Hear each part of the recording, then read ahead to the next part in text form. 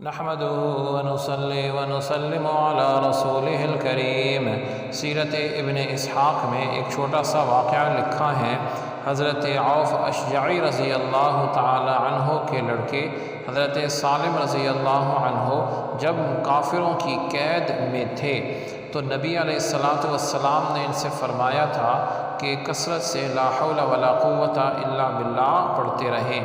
ایک دن اچانک بیٹھے بیٹھے ان کی قید کھل گئی، یعنی ان کی رسی وغیرہ اللہ کے حکم سے سب کچھ کھل گیا، اور وہاں سے بھاگ نکلے، اور ان لوگوں کی ایک اونٹنی بھی راستے میں ان کو ہاتھ لگ گئی، جس پر سوار ہو گئے۔ راستے میں ان کے اونٹوں کے ریوڑ سے ملے اور ان کو بھی ساتھ جو ہے وہ چلا دیے، یعنی ہنکال آئے۔ وہ لوگ پیچھے دوڑے لیکن یہ کسی کے ہاتھ نہ لگے، اللہ کا اذن تھا، حکم تھا۔ سیدھے اپنے گھر آئے اور دروازے پر کھڑے ہو کر آواز دی۔ والد نے آواز سن کر فرمایا یہ تو سالم ہے۔ ماں نے کہا وہ تو قید و بند میں تھے۔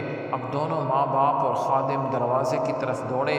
دروازہ جوں کھولتے ہیں اپنے لڑکے سالم رضی اللہ عنہ کو پاتے ہیں، اور بہت ساری اونٹنیاں بھی ان کو جو ہے ملی، وہ بھی دیکھتے ہیں۔ تو پوچھا کہ یہ اونٹ کیسے ہیں؟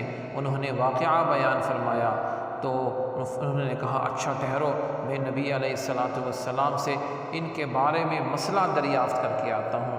تو نبی علیہ السلام نے فرمایا یہ سب تمہارا ہے، جو چاہو کرو۔ سبحانک اللہم و بحمدک، اشہد ان لا الہ الا انت، استغفرک و اتوب الیک۔